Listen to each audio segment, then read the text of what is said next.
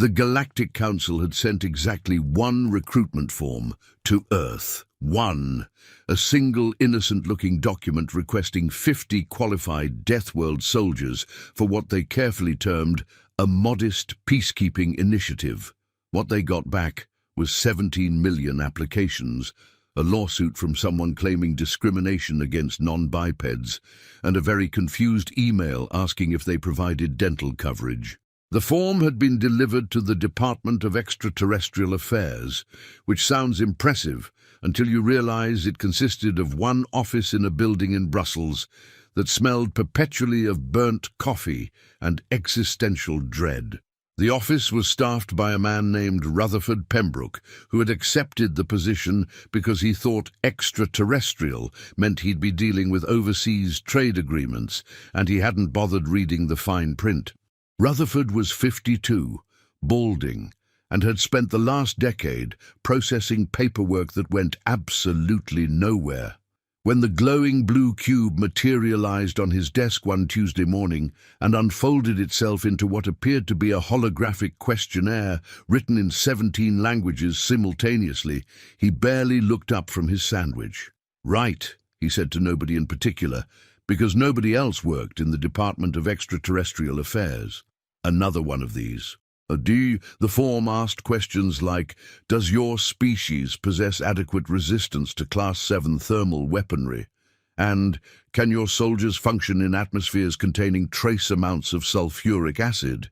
And what is your civilization's stance on the consumption of sentient beings during wartime?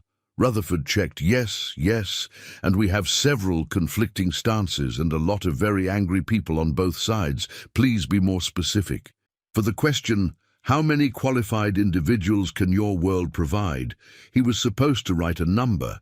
Instead, exhausted and entirely done with the day, despite it being only 11 in the morning, he wrote, anyone interested, really. We're not picky. He clicked submit, which was represented by a pulsing purple symbol that might have been a glyph, or might have been a very judgmental alien face. The form folded itself back into a cube, made a sound like a satisfied cat, and vanished. Rutherford finished his sandwich and forgot about it entirely. 3 weeks later, the form was processed by the Galactic Council's Department of Military Requisitions, which was run by a Vextralian administrator named Quilnoth. Quilnoth had 6 eyes, 3 of which were currently focused on the human response, 2 of which were checking his schedule, and 1 of which was watching a security feed because he didn't trust his assistant. This can't be right, Quilnoth said, his translator rendering his chittering language into flat, emotionless standard Galactic. They're saying any human qualifies? His assistant, a gelatinous being named Florp, who communicated through bioluminescent pulses, flickered with what might have been concern or might have been indigestion. The translator interpreted it as, that does seem unusual, sir.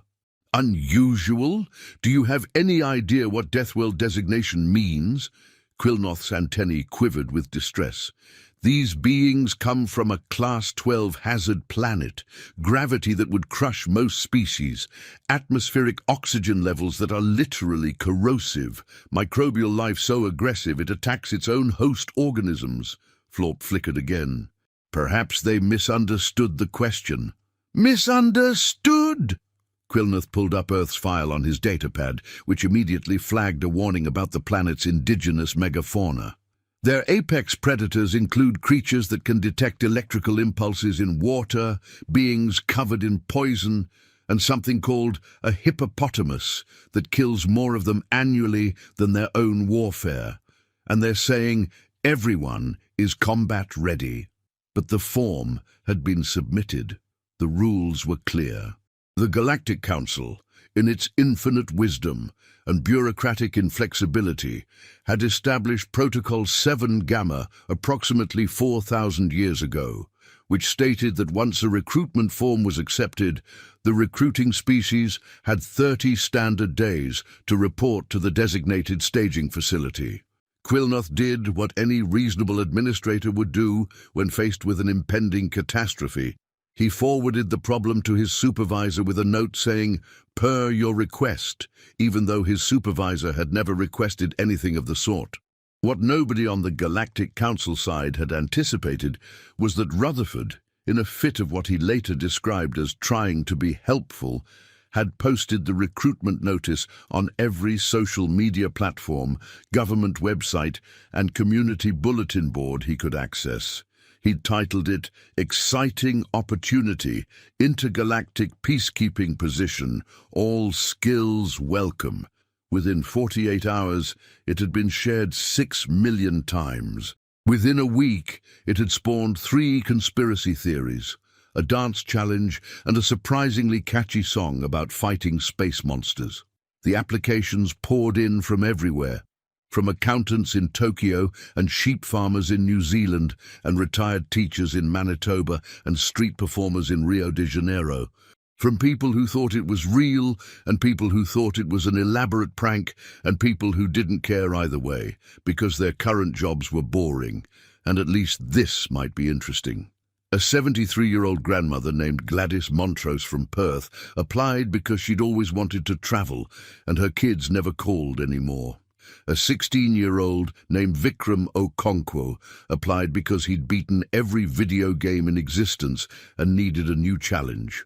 A marine biologist named Dr. Esther Blackwood applied because she'd spent 10 years studying Portuguese man-o'-wars and figured if she could handle those bastards, she could handle anything. The Galactic Council servers crashed 4 times trying to process the incoming data. When the 30-day deadline arrived, Quilnuth stood in the main hangar of Recruitment Station Theta 9, staring at the arrival gates with 6 eyes full of dread. The station was a massive structure, capable of processing thousands of recruits simultaneously from various worlds. They'd prepared for 50 humans, the first gate activated with a sound like reality hiccuping. A shimmering portal opened, and through it stepped Gladys Montrose, wearing a floral print dress, sensible shoes, and carrying a handbag large enough to conceal a small thermonuclear device. "Oh, how lovely," she said, looking around at the alien architecture with genuine delight. "Is there somewhere I can freshen up? The journey was absolutely dreadful. My hip is killing me." Quilnuth stared.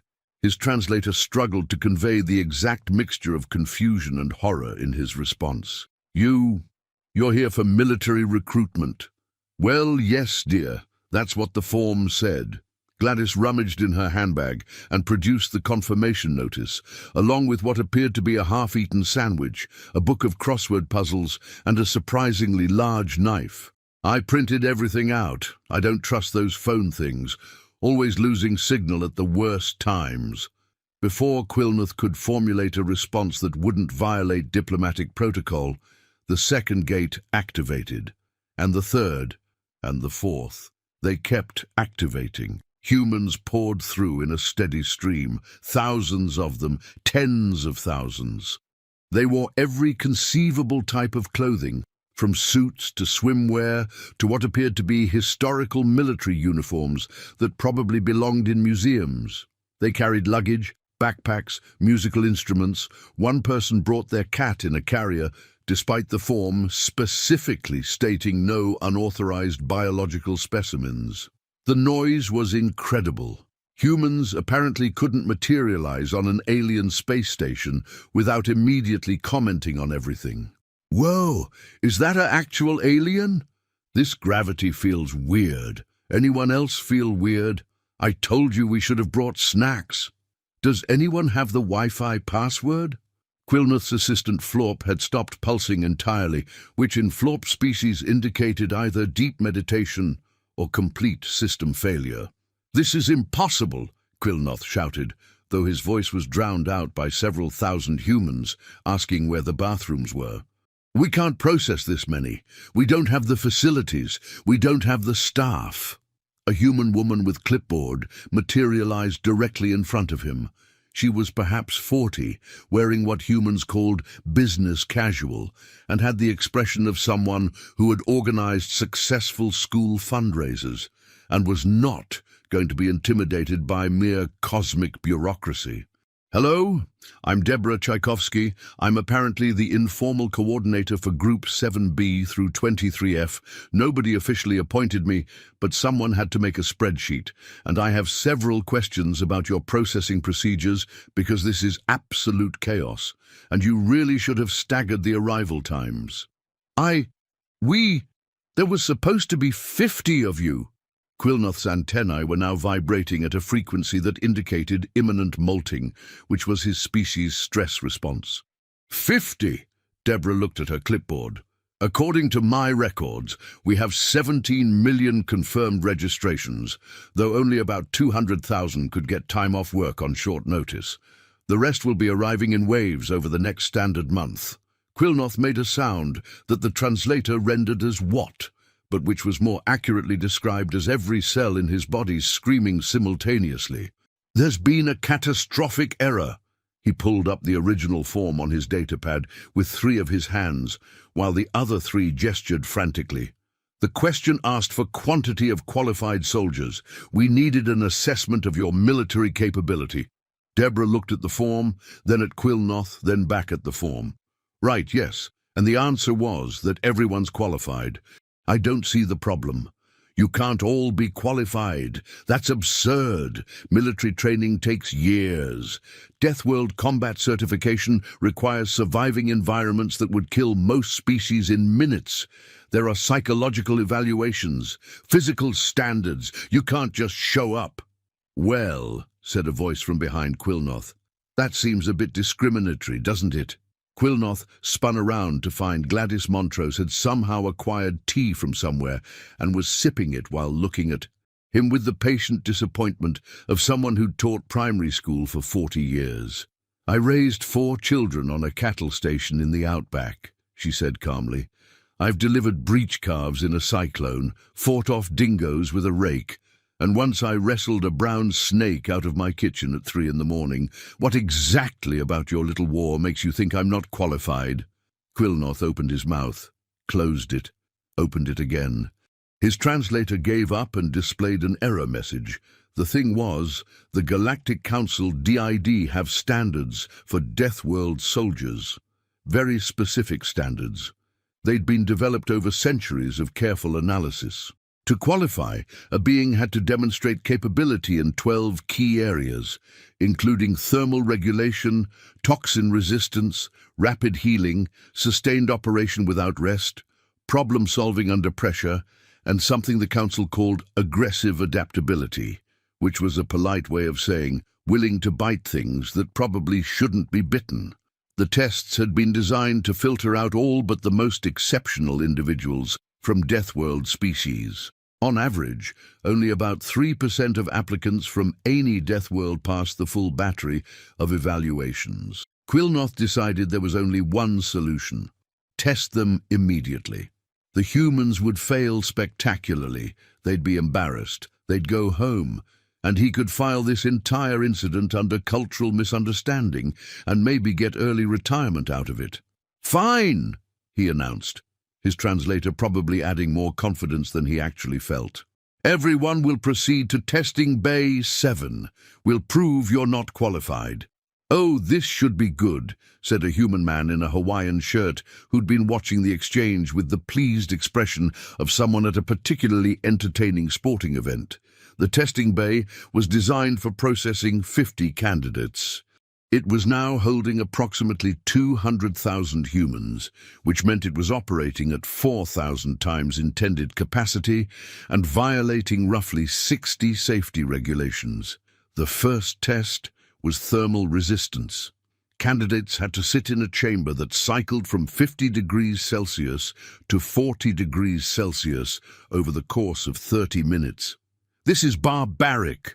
Quilnoth's supervisor, a Tremelian named High Administrator Vex, had materialized to observe the disaster. Vex looked like a floating jellyfish made of purple crystal and communicated through harmonic vibrations. "You're going to kill them." "They're Deathworlders," Quilnoth said grimly. "If they can't handle temperature variation, they shouldn't be here." They activated the first chamber with 50 humans inside. Quilnoth watched through the observation window, waiting for them to start showing signs of distress. dehydration in the heat, hypothermia in the cold, anything that would prove his point. Instead, one of the humans took off his jacket during the hot cycle, put it back on during the cold cycle. Several others were having a conversation about something called football. One woman was doing exercises. "This is pleasant compared to Minnesota winters," someone shouted cheerfully. "Try living in Phoenix," another responded. "Amateurs, I'm from Queensland." Quilnoth checked the chamber readings 3 times, convinced the equipment was malfunctioning. The temperature readings were correct. The humans were just fine. More than fine. They seemed almost bored. All 50 passed. "Statistical anomaly," Quilnoth muttered. "Run the next group." The next group passed. And the next. And the next. After 2 hours, they'd tested 3,000 humans. 3,000 passes. No failures. Not one. The 73-year-old grandmother passed while complaining that it reminded her of her sister's house because Ruth never could regulate a thermostat properly, made every visit absolute torture. The teenager passed while playing a game on his phone, not even looking up. The marine biologist passed and then gave a 20-minute lecture to the other candidates about thermoregulation in marine mammals that was apparently so interesting that people were taking notes. High Administrator Vex's harmonic vibrations had become sharp and discordant. "This is impossible. Proceed to test 7C, toxin resistance." Test 7C involved exposure to a compound called trenaxine, which was mildly toxic to most species and deadly to approximately 60% of known biological organisms. The test involved breathing air containing trace amounts of it for 10 minutes. They pumped the first group of humans into the chamber. Quilnoth watched the atmospheric readings climb to the designated toxicity level. The humans kept breathing normally. After 10 minutes, one of them raised his hand. "Excuse me, is something supposed to be happening? Because I'm not feeling anything." Quilnoth checked the equipment again. The trenaxine levels were correct. He increased them to double the standard test amount. Nothing changed. The humans continued standing there, looking expectant. He tripled it. "Oh," said one of the humans. "I'm getting a slight tingly feeling in my nose, like allergies. Anyone else?" A few others agreed that yes, perhaps a slight nose tickle, similar to hay fever. Quilnoth raised the levels to 8 times the standard amount, which was enough to kill most beings in under 30 seconds. "Yeah, this is definitely like bad pollen season," one human confirmed. "Anyone got a tissue?" High Administrator Vex made a sound like crystal shattering. "What is this species?" The testing continued. Pressure resistance. Sustained exertion, sensory deprivation, problem-solving with limited information, combat scenarios with simulated enemies. The humans passed everything. They passed the sustained exertion test that required continuous physical activity for 18 hours. Multiple humans asked if they could continue because they were just getting warmed up. They passed the sensory deprivation test where one woman, a librarian from Oslo, said it was quite nice, actually. Very peaceful. Much better than dealing with people who don't understand the Dewey Decimal System. They passed the combat simulations, often in ways that made no sense.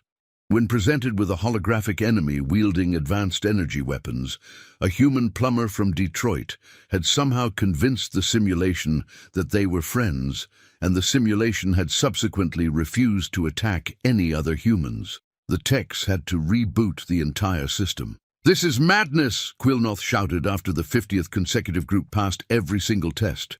"There must be something they can't do, something they'll fail at." A junior assistant, an insectoid being named Krelix, cautiously raised one of their many limbs. "Sir, perhaps we should consider that the humans are telling the truth? That they are all qualified?" "Absurd! That would mean their entire species is combat-capable. Do you understand what that means?"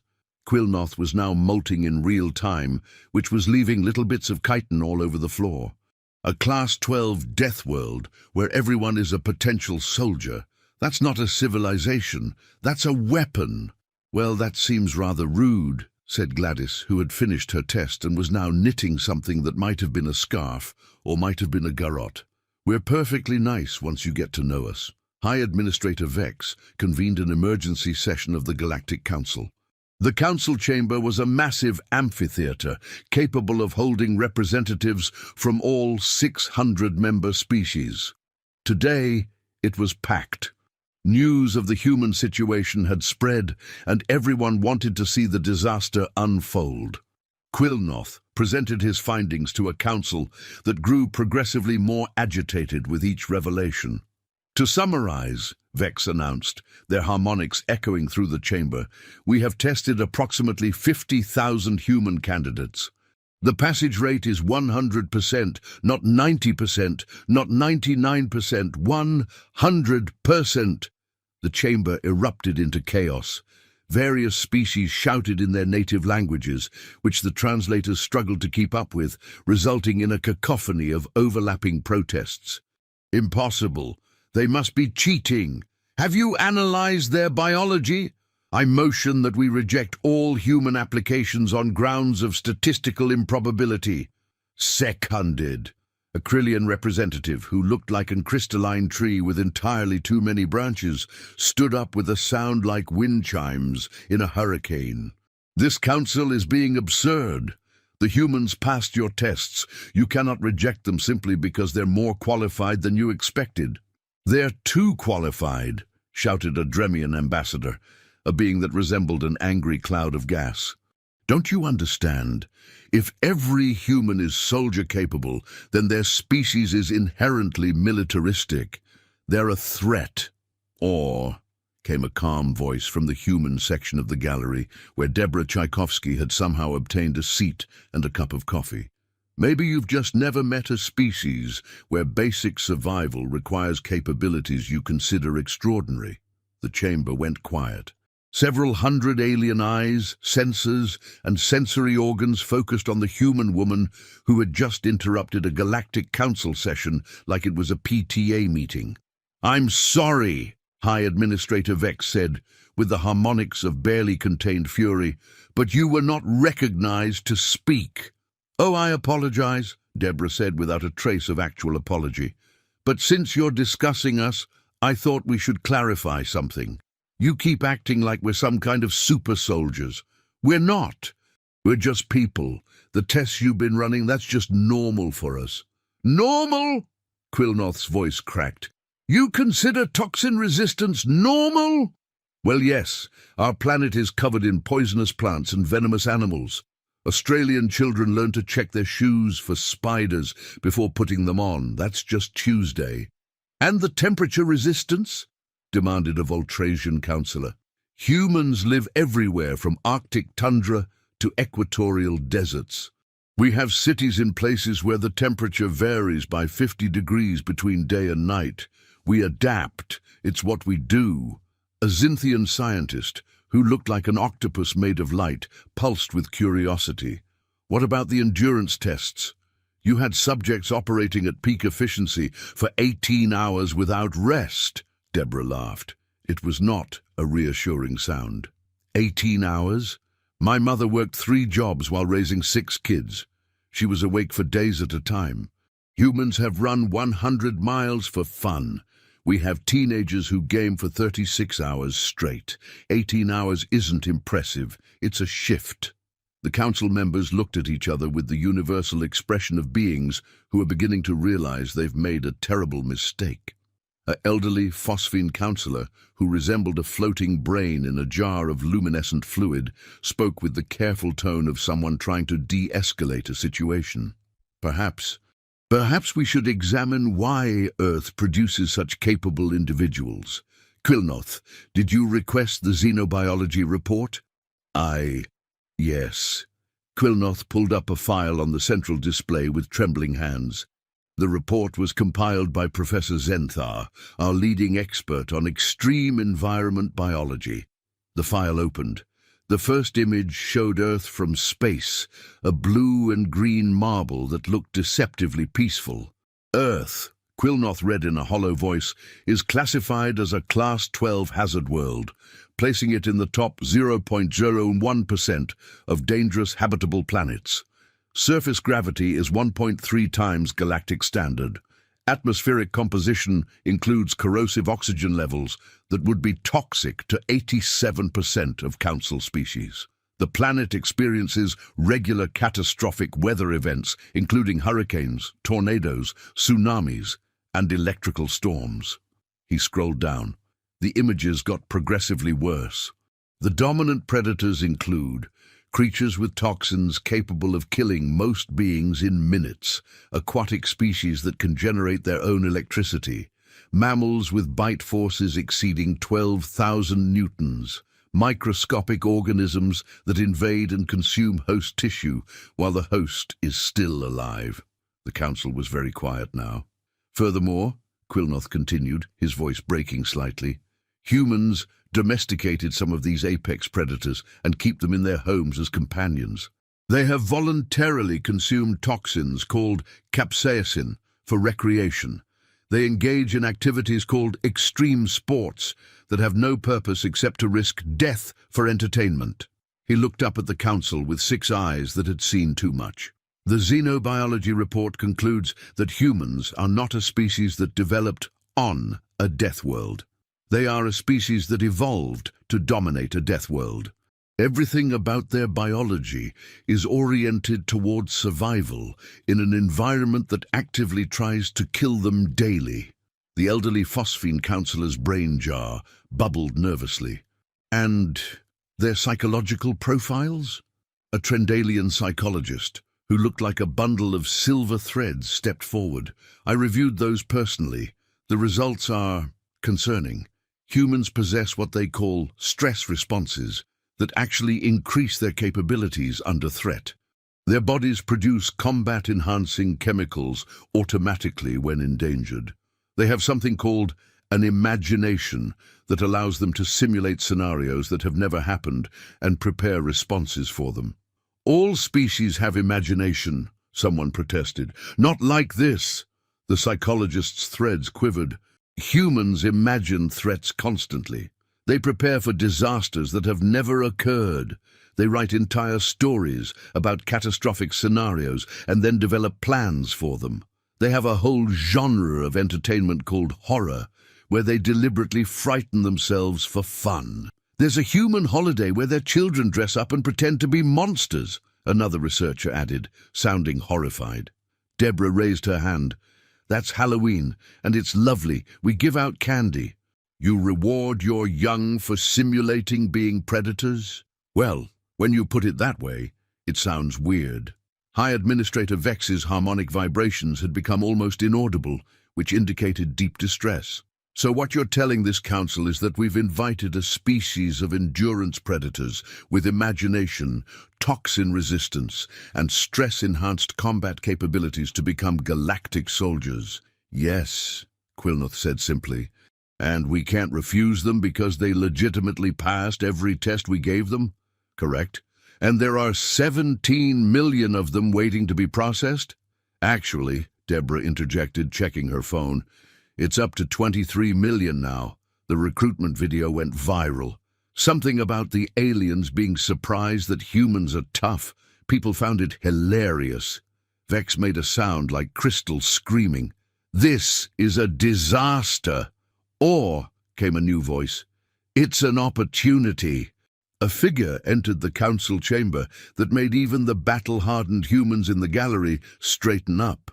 It was a Korthrain, one of the apex warrior species of the galaxy, beings that looked like they'd been designed by a committee of nightmares, 8 feet tall, covered in overlapping plate armor that was actually their skin, 4 arms each ending in claws, and a head that was mostly teeth. The Korthrain's name was Havratox the Undying, Supreme Commander of the Galactic Council's military forces, holder of 47 combat citations, and someone who had personally led the defeat of the Scourge invasion of 2317. Havratox looked at the Council with eyes that had seen entire planets burn. For 300 years, the Council has maintained peace Through the service of volunteer soldiers from Deathworlds, we have recruited the best, the most capable, the most deadly beings from the harshest environments. And do you know how many we have? Silence. 12,000, Havratok said. 12,000 certified Deathworld soldiers across the entire galaxy. We've been trying to expand that number for decades, and now you're complaining because one species can provide us with millions? But they're too capable, protested a counselor. Too capable! Havratox laughed, which sounded like boulders rolling down a mountain. I tested with those humans today. I ran the combat scenarios with them. Do you know what happened? He pointed at the gallery where an elderly human man in overalls was sitting. That one, a farmer named Jurgen, beat me in hand-to-hand combat simulation. Me! And do you know what he said afterward? Jurgen waved cheerfully. I said you telegraphed your left hook. He gave me combat advice. Havratox roared with what might have been joy. For the first time in 200 years, someone gave me combat advice, and it was correct. The Supreme Commander turned back to the Council. These humans are exactly what we need. They're tough, they're adaptable, they're creative, and apparently they consider all of this normal. Do you understand what that means? It means their baseline is our exceptional. It means every single one of them has the potential we've been searching for in our elite forces. But what if they turn on us? Someone shouted. Havratox looked at Deborah. Will your species turn on the Council? Why would we? Deborah looked genuinely confused. You asked for help with peacekeeping. We showed up to help with peacekeeping. We're not complicated. But you're so dangerous. So are you! Deborah gestured around the chamber. This entire council is made up of species with weapons and militaries and the capacity for violence. Why would we be any different? Because you're a Deathworld species. So? That single syllable hung in the air. The Council, Quilnoth realized, had been operating under a massive assumption. They'd believed that Deathworld species were rare, that beings capable of surviving Class 12 hazard environments were exceptional, that their combat capabilities made them special.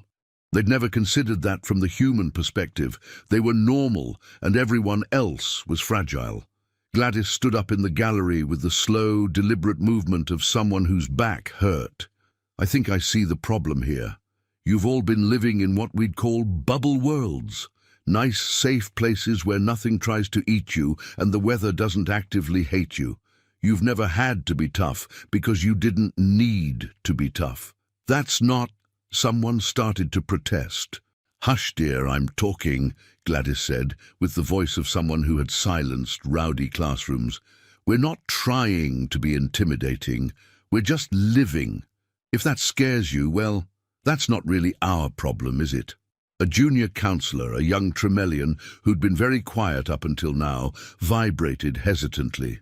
Supreme Commander Havratox, if we accept all these human recruits, what happens to our military structure? Havratox considered this. We adapt, like they do. We learn. And maybe, just maybe, we stop being so comfortable. These humans have been surviving on a nightmare world for their entire evolutionary history.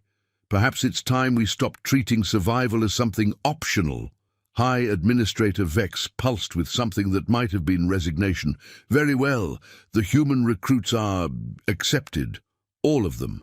Quilnoth, you're now in charge of processing 23 million beings. Quilnoth made a sound that no translator could adequately render. The actual military deployment was, predictably, chaos. The Galactic Council had established protocols for everything, but those protocols assumed small numbers of carefully managed elite soldiers. They did not account for what was essentially an entire human army showing up and immediately ignoring every rule. The first problem was equipment. Galactic Council armor was designed for a wide variety of body types, but it was made from materials carefully selected for their protective qualities and light weight. The humans took one look at it and immediately started modifying things. This is adorable, said a human woman who'd been a metalworker before joining up, holding up a standard-issue helmet. but it's not going to stop anything serious. It's rated for Class 4 impacts, the quartermaster protested. Class 4 by whose standards? Galactic standard, right. And on Earth, we don't have that data. That's what I thought. The woman pulled out a tablet. I'm going to need access to your fabrication systems, and probably your metallurgy department, and someone who understands composite materials. Within a week, the humans had redesigned approximately 60% of standard military equipment. The new designs were heavier, more reinforced, and according to the engineering department, dramatically overbuilt for any reasonable combat scenario. The humans thought they were just fine. The second problem was tactics. The Galactic Council military had centuries of established doctrine for engagement with hostile forces. The humans read through it all, nodded politely, and then did whatever they wanted. Supreme Commander Havratox was demonstrating a standard boarding action scenario. When encountering a locked door on an enemy vessel, the proper procedure was to either hack the access panel or use a shaped cutting charge to create an entrance. The human team he was training listened attentively. Havratox then started the simulation. The human team leader, a former firefighter named Okonkwo, looked at the locked door for approximately 3 seconds, said right, and the entire team just kicked it down. "That's not procedure!" Havratox shouted. "But it worked!" Okonkwo shouted back over the sound of his team engaging the simulated enemies beyond the door. "You're supposed to breach it carefully. There could be traps. You know what's a good way to trigger traps? Standing around thinking about them." Havratox opened his mouth to argue, then closed it. The human team had cleared the entire scenario in under 2 minutes. The previous record was 8 minutes. That was reckless. That was efficient. You didn't even check for hostages. Johnson was checking. "Johnson, did you see any hostages?" A human woman covered in simulated weapons scoring waved from the far side of the room. "Nope, all clear." "See? Efficient." Havratox pulled up the simulation replay. Johnson had indeed been checking for hostages while simultaneously fighting 3 enemies, defusing a bomb and what appeared to be eating a sandwich. "How is she multitasking like that?" "She's got 5 kids, Okonkwo explained. "You learn to do 7 things at once, or nothing gets done." The training continued in this manner. The humans would learn the proper procedure, acknowledge it was very sensible, and then immediately do something completely different that somehow worked better. When taught the correct way to clear a minefield, carefully map it with sensors, then neutralize each device individually. The humans instead sent in someone named Rodriguez, who'd worked in construction and had a good feeling for where things shouldn't be.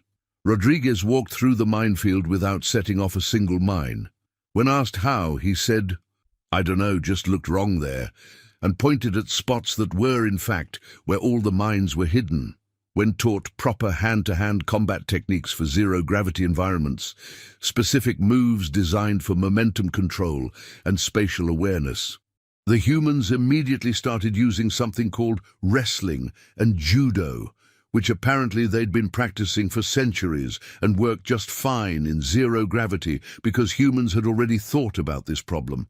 When taught proper protocol for dealing with unknown pathogens, full quarantine procedures, systematic analysis, carefully controlled exposure.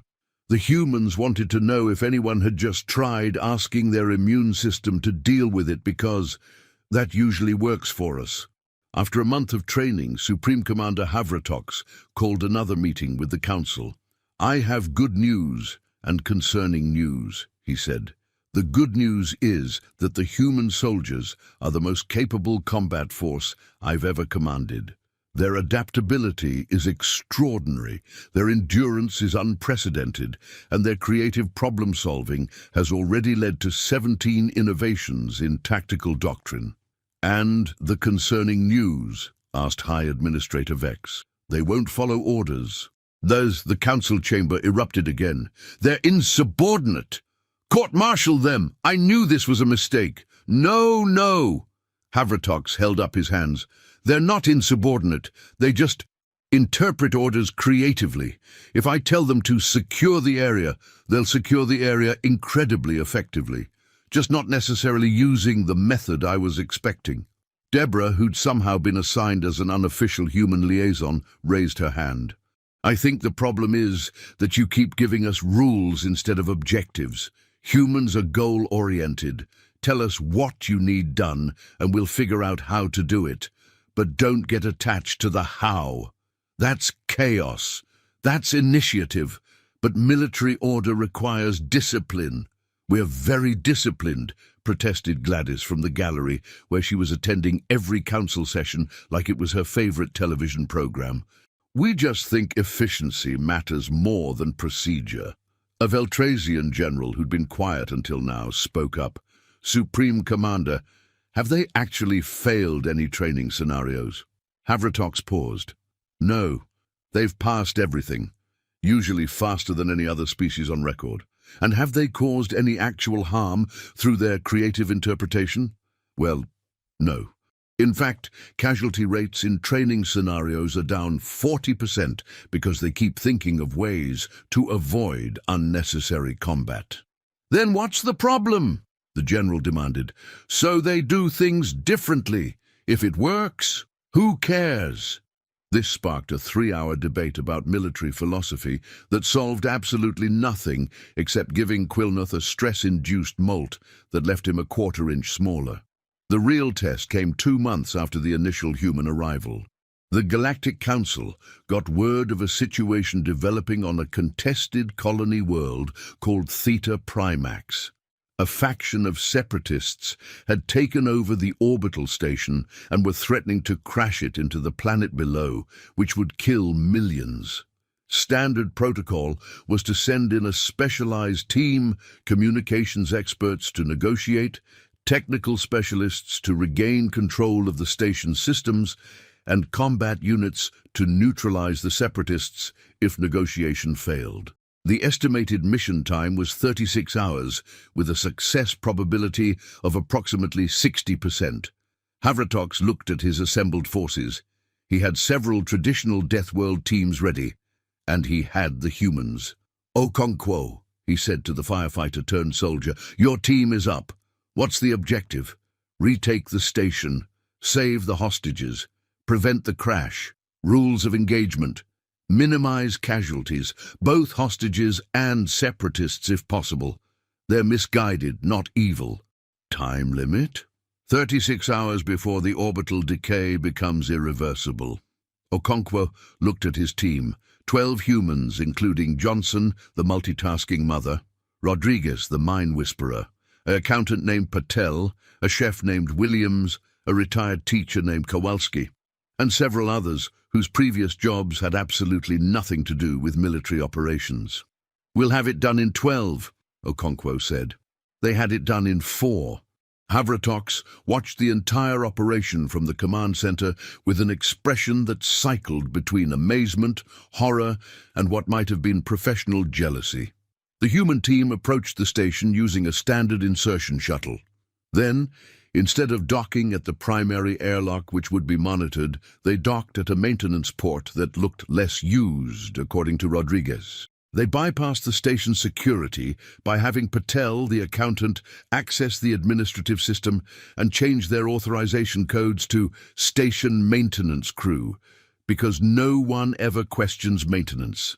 They located the hostages not by checking the station's internal sensors, but by having Williams, the chef, follow the smell of the food delivery systems because people need to eat. They'll be wherever the food is going. Dune.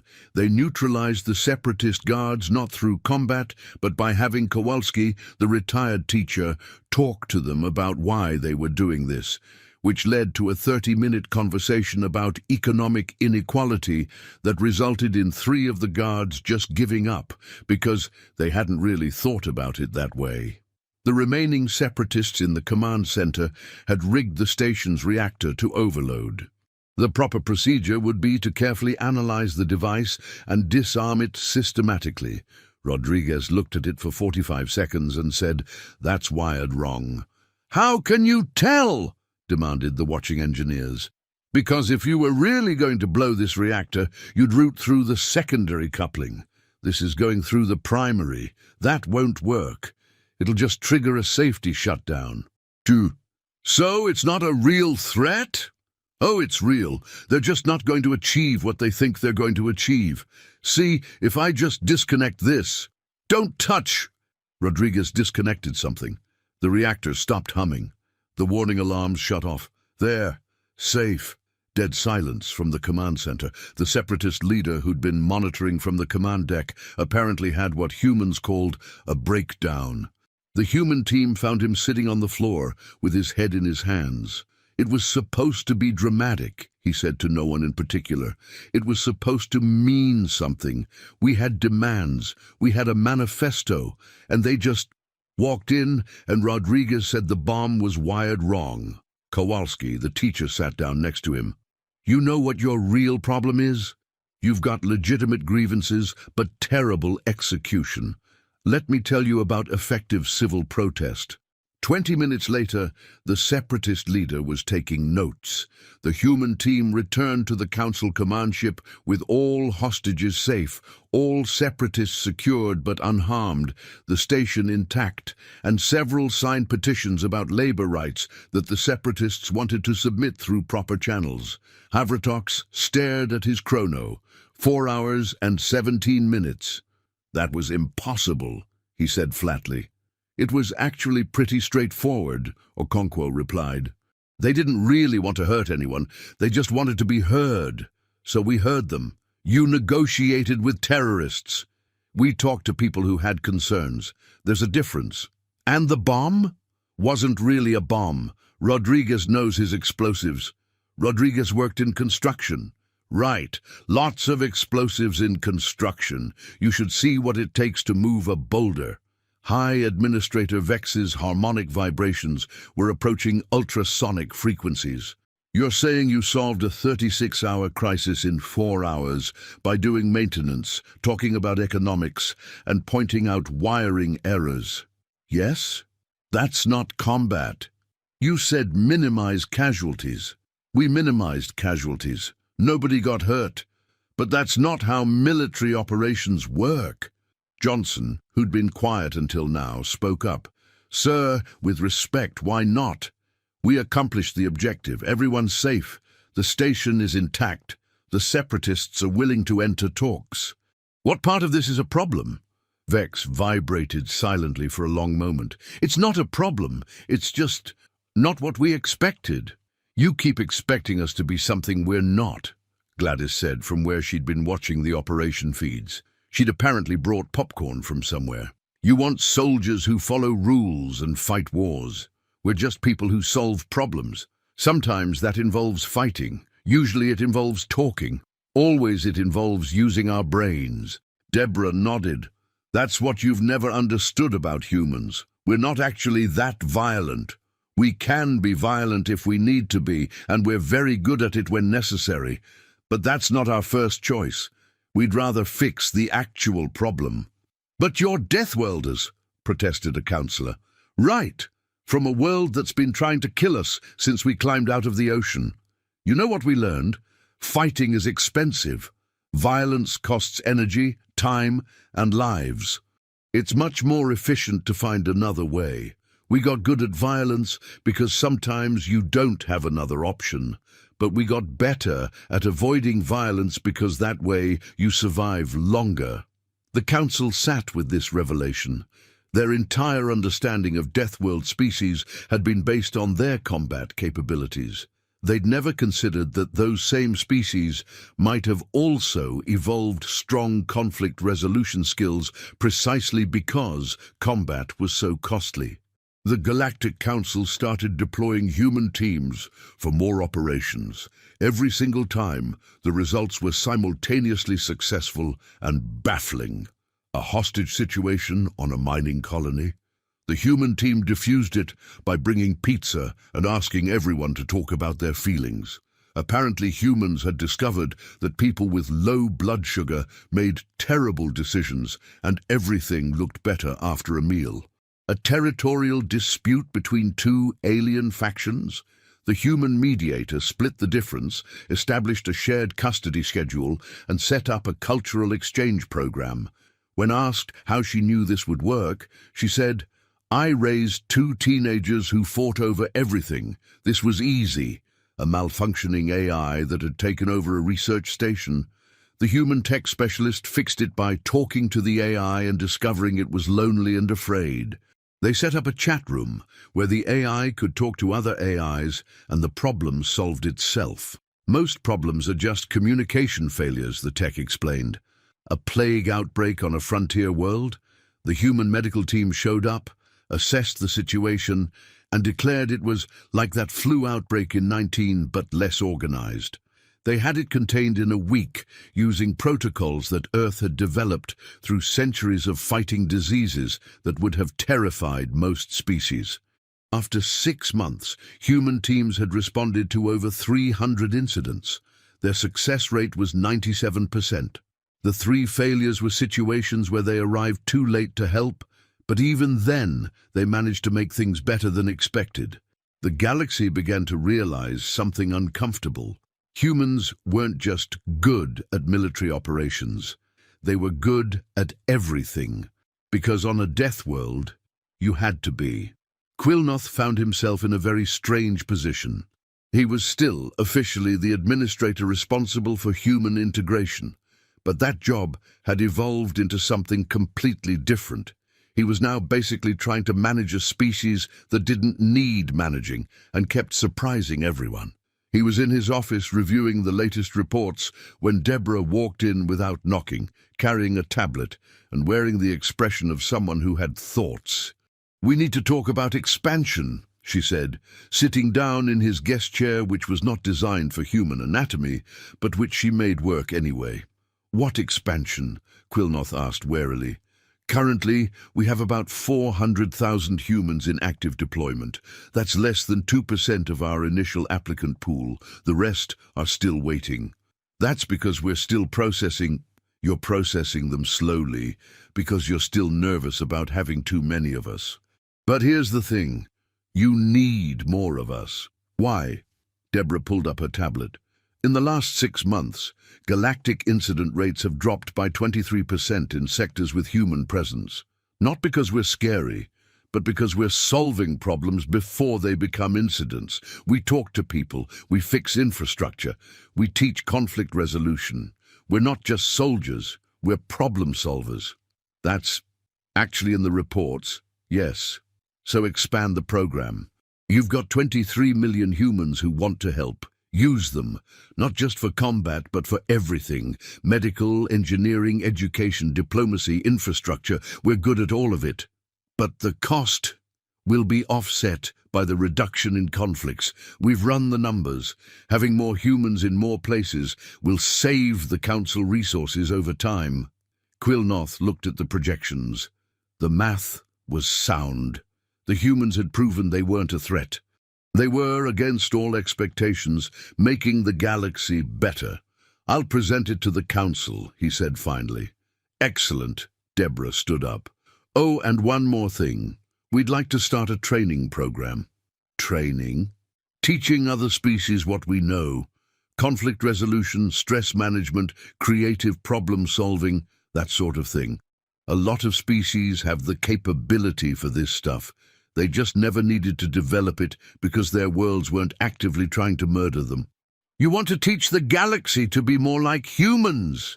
"We want to teach the galaxy to be more resilient." "Big difference." She left. Quilnoth sat in his office, surrounded by reports of human achievements, and had a thought that would have seemed insane 6 months ago. Maybe the humans showing up was the best thing that ever happened to the Galactic Council. The training program started small. A dozen instructors, mostly humans with teaching backgrounds, offering voluntary seminars on various topics. The council expected maybe a few hundred attendees. 3,000 beings signed up in the first week. Gladys taught a course called Practical Resilience that was essentially her life story, framed as survival skills. She had a waiting list of 500. Kowalski, the retired teacher, taught conflict resolution, and had aliens taking notes like their lives depended on it because, as he pointed out, conflict resolution is survival when you can't afford to waste resources fighting. A human doctor named Okoro taught emergency medicine and casually mentioned that on Earth most civilians knew basic first aid because you never know when you'll need it. The alien medical professionals in her class, looked horrified at the concept that medical emergencies were common enough to require universal training. A human engineer named Volkova taught what she called adaptive engineering, which was essentially how to fix things with limited resources. Her first lesson was, here's a broken environmental system, a roll of tape, and a bag of random parts. Make it work. Half the class failed. The other half learned more in 2 hours than they'd learned in years of traditional education. The program expanded. Humans weren't just teaching, they were learning too. They discovered that while they were exceptional at certain things, other species had capabilities humans had never developed. The Tremelians could sense electromagnetic fields naturally. The Xinthians could communicate complex mathematical concepts through color. The Phosphenes could process information at speeds that made human computers look slow. Humans looked at these abilities, and instead of being intimidated, they asked, how can we work together to be better than we are separately? This was apparently a novel concept in the Galactic Council. You've been treating each species as separate, Deborah explained in a presentation that was now required viewing for all council members, each with your own strengths and weaknesses. But you never really tried to combine those strengths. You just put everyone in their own boxes. Cultural preservation is important, protested a councillor. Absolutely, but cooperation isn't cultural erasure. Look at Earth. We have thousands of cultures, different languages, traditions, ways of thinking.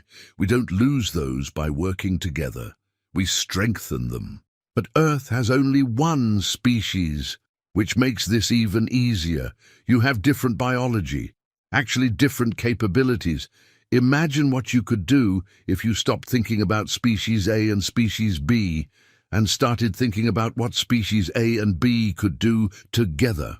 This sparked what the council historians would later call the integration revolution. Species started deliberately seeking out mixed teams for projects. A Tremelian engineer working with a human problem solver and a Xinthian mathematician could design systems none of them could have created alone. The results were dramatic. Engineering projects that had been stalled for decades suddenly found solutions. Diplomatic disputes that had festered for centuries got resolved. Scientific research accelerated as different ways of thinking combined into new insights. And at the center of it all were humans, not because they were better, but because they'd spent their entire existence learning to adapt, and they were very good at helping others do the same. A year after the first humans arrived, High Administrator Vex convened a special council session.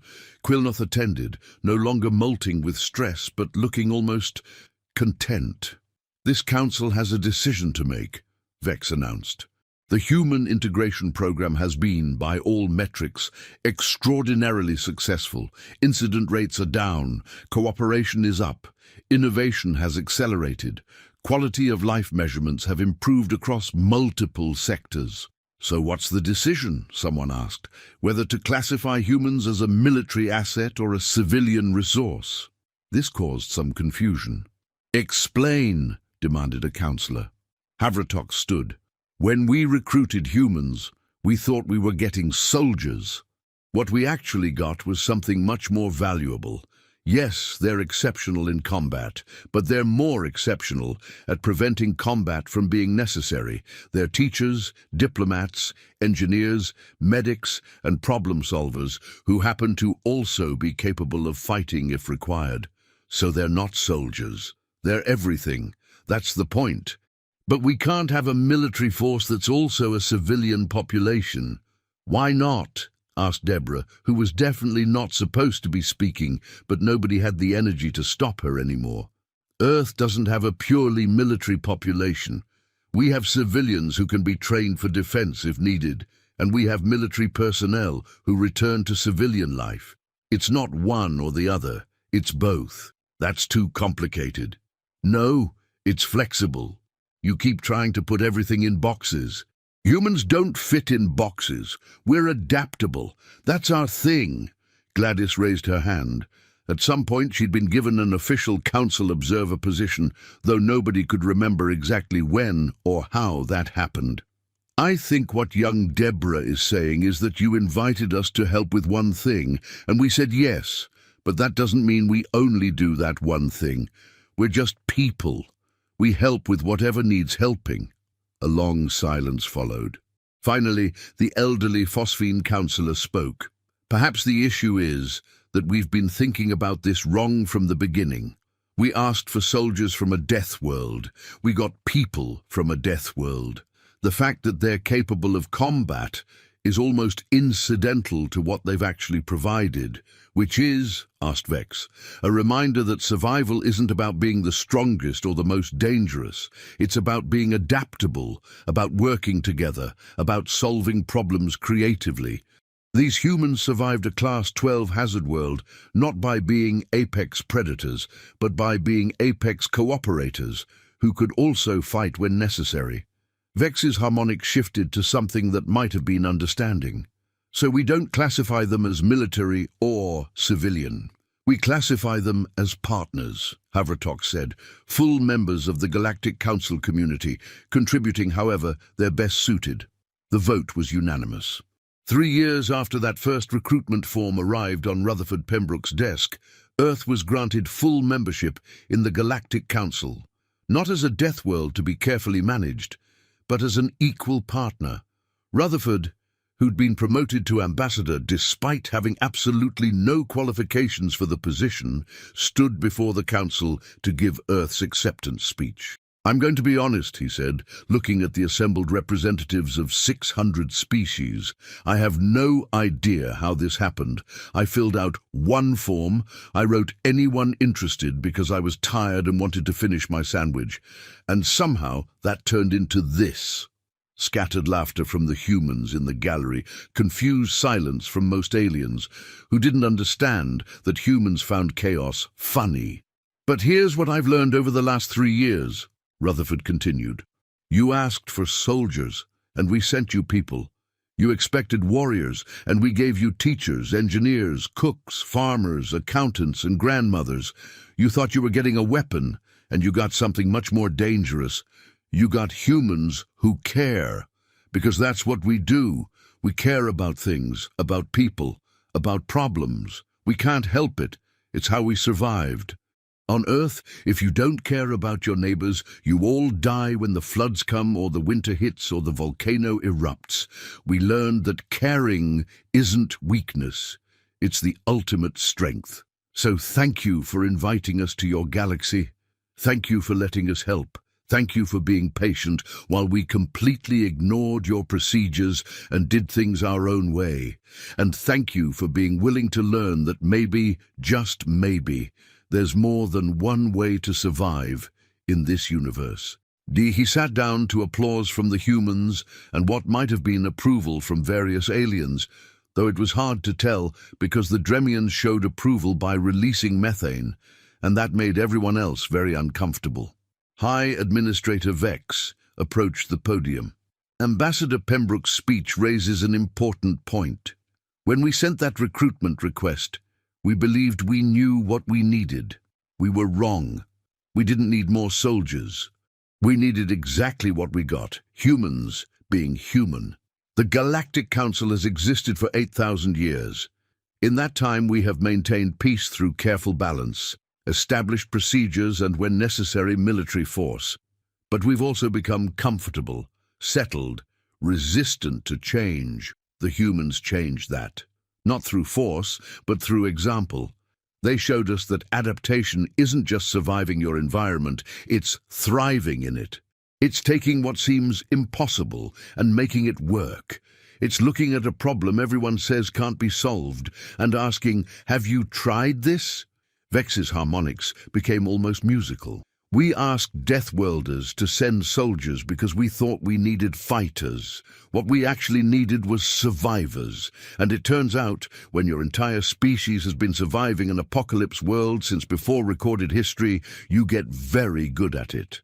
The council chamber was silent, except for the ambient hum of environmental systems, and the soft sound of Gladys knitting something that was probably a sweater, but might have been a tactical garment, because with Gladys you could never be entirely sure.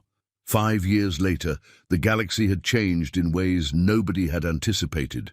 There were humans on nearly every council world, not as occupiers or conquerors, but as neighbors. They ran restaurants that served Earth food that was sometimes delicious and sometimes terrifying, because humans had never met a spice they didn't want to make spicier. They taught in schools, showing alien children that learning could be creative. They worked in hospitals, bringing Earth medical knowledge that was sometimes shockingly effective, and sometimes based on what could generously be called hopeful improvisation. They married aliens, which created fascinating diplomatic questions about citizenship and biology that kept the council lawyers employed for years. They adopted alien pets, which often resulted in the humans being more at risk from their pets than any enemy combatant. They started businesses, built communities, and generally integrated themselves into galactic society so thoroughly that within a generation it was hard to remember what things had been like before they arrived. The military program continued, but it had evolved. Human soldiers were still the most requested for crisis situations, but now they usually brought specialists with them. A combat team might include a negotiator, a medic, an engineer, and someone whose job was literally just to talk to people and figure out what's actually wrong. The success rate was 99.4%. The remaining 0.6% were situations where nobody could have succeeded. And even then, the humans usually managed to make the failure less catastrophic than expected. Quilnoth, who was now High Administrator after Vex retired to pursue a career in what humans called poetry and what everyone else called really depressing harmonics, sat in his office looking at reports. Earth had sent their latest census data. Current human population in galactic service, 47 million, across every sector, every specialty, every role imaginable. Current human population who had qualified for galactic service when tested, 47 million. 100% passage rate. Still, even after all this time, Quilnoth had finally accepted the truth that the Council had been avoiding. Earth wasn't unusual because humans were strong. Earth was unusual because surviving on Earth required such a complete skill set that by the time a human reached adulthood, they were basically qualified for anything. "It's really not that impressive," Deborah had told him once years ago. "We just learned that everything matters. You need to be strong and smart and creative and persistent and willing to work with others and capable of fighting and good at running away and able to fix things and comfortable with being uncomfortable. Because on Earth, you never know what you'll need to survive." A message arrived on his datapad. It was from Ambassador Pembroke, who was still technically in charge of human integration, despite being wildly underqualified, and freely admitting it. Ambassador Quilnoth, "Got a situation developing on Outer Rim Station Gamma 7. Structural failure, environmental breach, about 3,000 beings in danger. Standard rescue protocols estimate 30-hour response time with 40% expected casualties. Thought you'd want to know." Quilnoth sent back a single question. "Humans available?" "Gladys is in the sector visiting her granddaughter. She says she can be there in 2 hours, and she's bringing her knitting circle." "Her what?" "Apparently she's been teaching aliens to knit. They meet on Thursdays. There's about 50 of them." Quilnoth didn't bother asking why a knitting circle would be relevant to a space station disaster. He'd learned that with humans, everything was potentially relevant. 2 hours later, Gladys and her knitting circle stabilized the station using a combination of emergency patches, creative engineering, and what one of the participants described as therapeutic group problem solving. The structural failure had been caused by stress fractures from improper maintenance. Gladys had apparently noticed the fractures 6 months earlier during a visit and reported them, but the report had been lost in bureaucracy. "This is what happens when you don't listen to grandmothers," Gladys said in her official incident report. "We know when something's not right. It's like when you can tell your grandchildren are hiding something. Same principle, really." The report became required reading at council engineering schools. 10 years after first contact, the Galactic Council faced its first real crisis since the human integration. A previously unknown species entered council space, aggressive, technologically advanced, and apparently intent on conquest. They called themselves the Krex Dominion. They came from beyond the outer veil, and they had approximately 10,000 warships. The Council's military forces, even with the human soldiers, numbered perhaps 3,000 ships. The math was not encouraging. An emergency session was called. Every council member attended.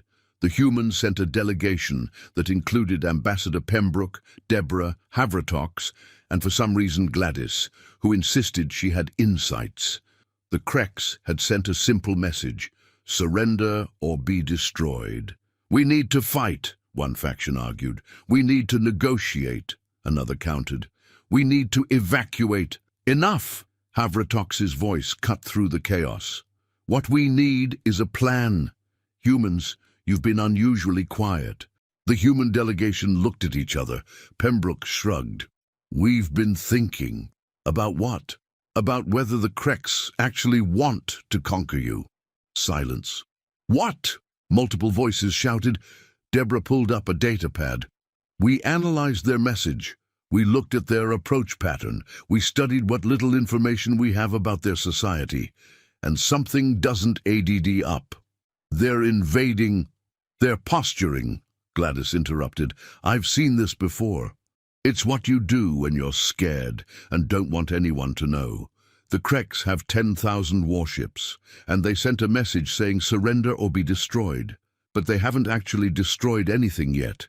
They're sitting at the border making noise. That's not conquest behavior, that's intimidation behavior." The council members looked at each other uncertainly. "So what do we do?" asked Quilnath. "We talk to them," Pembroke said. "Not as a council, just a conversation. Human to Krex." "That's insane." "Probably," Pembroke agreed, "but it's also the kind of insane that usually works for us." Against all better judgment, the council agreed, mostly because they didn't have better options, and the humans had earned enough trust that let them try their weird approach first had become standard protocol. Pembroke took a single small ship to the Krex fleet, no weapons, no escort, just him, a translator device, and what he described as a hunch. He broadcast on open channels. "This is Ambassador Rutherford Pembroke of Earth. I'd like to talk about why you're really here." 20 minutes of silence. Then a response in a harsh, clicking language that the translator struggled with. "You approach without weapons. You are foolish." "Maybe, but I'm also curious. You've got a massive fleet. You're clearly capable of tremendous violence, but you haven't actually attacked anyone. You just made threats. So either you're waiting for something, or you don't actually want to fight. I'm betting on the second one." Another long pause. "You presume I do. It's kind of my thing. See, here's what I think. Your civilization is in trouble. Resources, maybe. Political instability. Something big and scary, and you're not sure how to fix it. So you came here thinking maybe conquest would solve it, but deep down, you know it won't. And you're hoping someone will give you another option." The silence stretched so long that Pembroke thought he'd completely misread the situation and was about to be vaporized. Then, "Our star is dying." And there it was. The real problem. The Krex weren't conquerors. They were refugees. Desperate, scared refugees who'd built a massive military fleet because they thought that was the only way to survive. And they'd come to council space because they had nowhere else to go. Pembroke took a breath. "Right. Okay. That's fixable."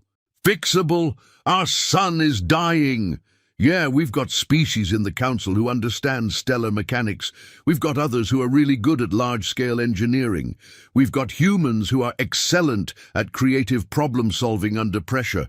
And we've got resources that we can share if you're willing to work with us instead of against us.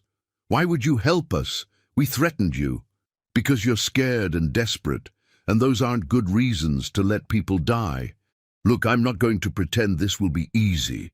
Moving an entire civilization is complicated, but it's more possible than trying to conquer 600 species who are also really good at surviving.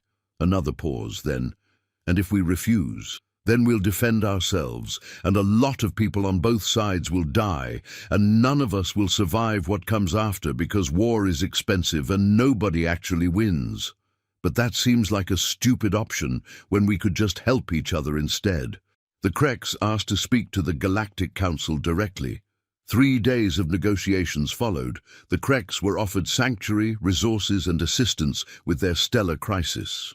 In exchange, they'd share their technology, integrate into Council space peacefully, and contribute their obviously considerable engineering capabilities to joint projects. The agreement was signed. 10,000 warships became a construction fleet. The Kreks became the 601st member of the Galactic Council, and Rutherford Pembroke went back to his office in Brussels that still smelled like burnt coffee and tried to figure out how he kept accidentally saving the galaxy. 20 years after first contact, a new generation had grown up never knowing a galaxy without humans. Alien children played games that human children had taught them. Mixed-species restaurants served fusion cuisine that was sometimes brilliant and sometimes biological warfare.